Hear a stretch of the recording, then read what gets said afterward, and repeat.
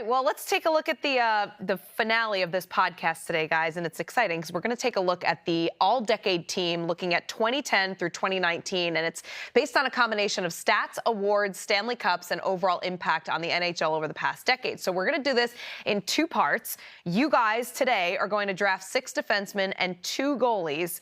Next week, we're going to have Anson and JR put together their 4 lines of forwards.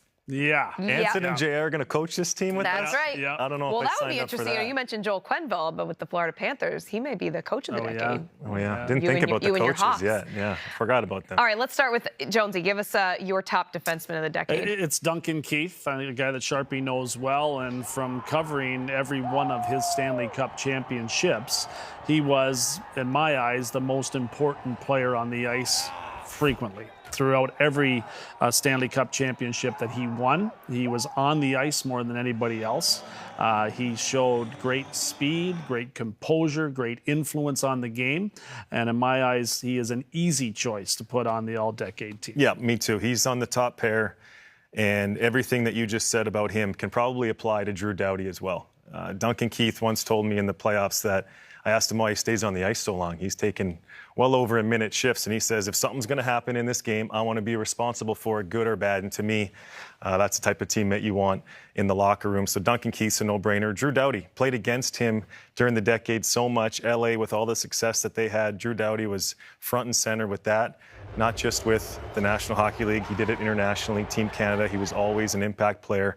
He made the 2010 team, I think, is a really young player, kind of blew some people away with how well he handled that situation. And then again, in 2014, he was arguably the best player. So those are my top 2 defensemen, Doughty and Keith. But we're going to make a lot of mistakes on this. And a few people. But those were a given, those 2. Yeah. I don't think anyone can argue with those. We both sent those in, and we both had both guys as our top 2 picks. And I agree, Doughty influenced every game that he was involved in as well, and did it with a smile on his Yeah, it face. stirs the pot a little bit while he does it, right? He's got a bit of everything to his He's got to be a pain in the neck to play against a player like Drew Doughty because he seems to just not care what anybody else thinks of him. He's going to go ruffle feathers a little bit out there. He's a hockey player through and through. I remember sitting in warm-ups, skating around the ice next to Doughty, said hi to him. We were going to the Olympic Games in a week from the game that we played. And I was up on the Hossa Taves line playing against Drew Doughty. First shift of the game, he takes me out with a huge hip check along the boards. I'm thinking, what's wrong with this guy? We're going to be teammates in a week. We got to get the gold in a week. But that's Drew Doughty for you. He's a hard-nosed competitor, pretty good player.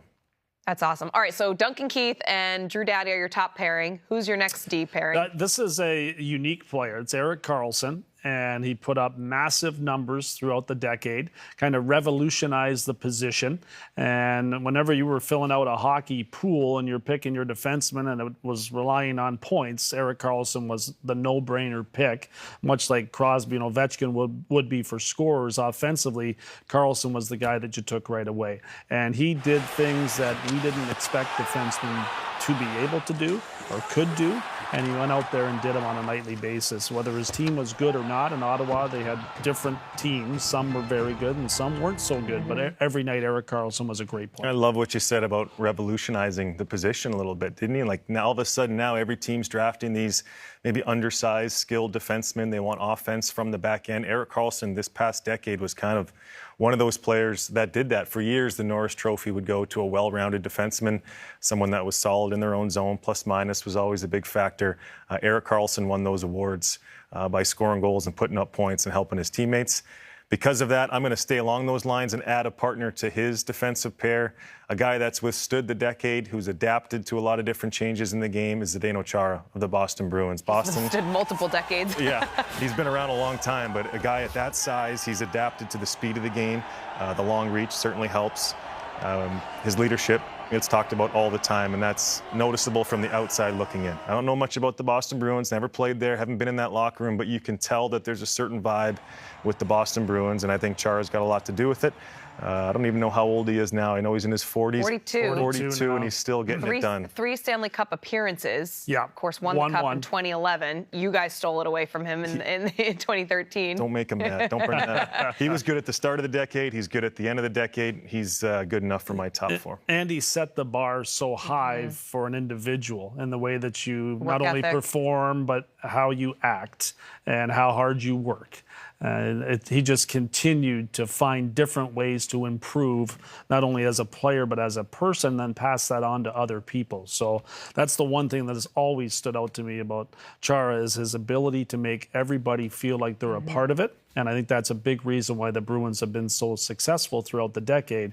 Players like Chara, and of course some help from Bergeron along the way. But those guys have really done a great job in passing along leadership qualities that will serve the Bruins well long after the time that they've moved on. Yeah, classy individual too. Zdeno Chara, anybody that's ever had the opportunity to be around him, always looks you in the eye, always addresses you by name. He's a wonderful person to be around, but a tremendous leader as well, as the captain of that franchise for so many years. So you've got Karlsson and Chara. Who's the next D pairing, the third D pairing? For me, it's going to be Victor Hedman. And again, so much of that has to do with his ability to control the way the game is being played. When the puck is on his stick, it's very difficult to get away. And when he moves it, it's going to someone normally on his team. He was a fabulous skater and continues to be. He's still one of the fastest guys in the National Hockey League.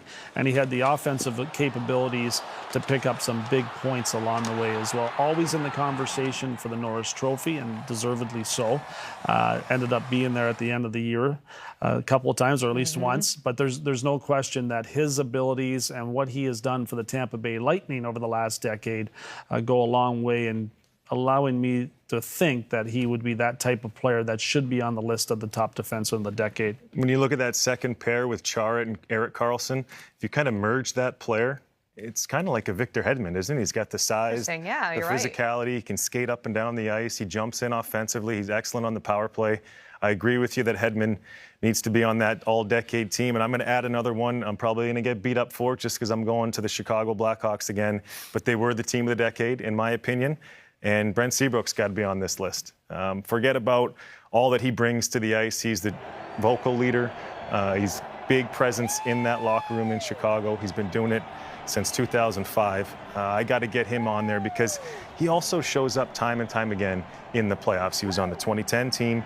2013, his leadership came through. We remember him putting his arm around Jonathan Toews in the penalty box. And then 2015, the Hawks win the Stanley Cup, basically playing 4 defensemen, and he was one of those guys. So Brent Seabrook did enough this past decade to make that team for me. I don't think you're going to get much kickback on that, actually. I know the last few years have not been great for Seabrook. They have not been Seabrook-like, just because age and miles have caught up to him, because he played so physically and gave every ounce of what he had to allow the Blackhawks the opportunity to win those cups. I think you have to applaud him for the type of career he had. And that style of defenseman, he didn't just knock people over and defend. He picked up huge points, power play goals, momentum-changing goals, and was a big reason why the Blackhawks were successful. So it seems like a difficult argument, but it shouldn't be, because he did a lot from that position. It is. It's hard to see what's happening to him from a public criticism standpoint, because this guy gave it all and helped bring 3 Stanley Cups to that city. But now it's, trade him, get rid of him, he's too old, he's too this, he's too that, which they're saying about, Taves and Kane and all the rest of the... And Tappet and Jones, That's too. right, get rid of them. Hey, now. But also, never about Milbury. The reason You're why... the ageless wonder. Maybe we take a little heat on some of those picks is because of all the great players that we left off. That's true. Shea Weber comes to mind. He's a force to play against, still performing well. I know injuries beat him up through the decade. Chris Letang has a bunch of Stanley Cups and awards to put in his back pocket as well. There's guys all across the league. Roman Josi of the Nashville Predators is coming into his own, and Brent Burns. Who also kind of revolutionized that position. But I guess we could make the argument he started as a forward when the decade began. Maybe JR will have him up front. He'll be one of the. Exactly. He may be. Ooh, good teaser, Sharpie. I like it. Okay, so we've got the 6 defensemen rounded out. Now we have to pick 2 goaltenders. Who do you have, Jonesy?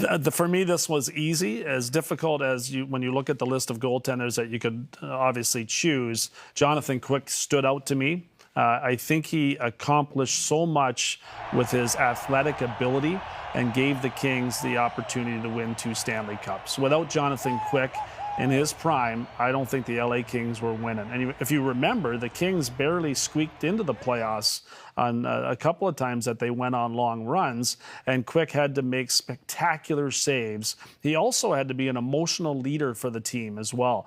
How I can remember frequently looking at him and his reactions in the net when he was upset with the way the guys were playing in front of him, going up and down the bench and getting everybody going that way. So he really pushed the envelope, and also in a day and age where big matters in net, he's not a big guy, and he still found a way to get it done by playing his position with great athleticism. And it was a great show to watch him in his prime. So Jonathan Quick would be my choice as the best goaltender of the decade. Yeah, I'm not going to argue with you.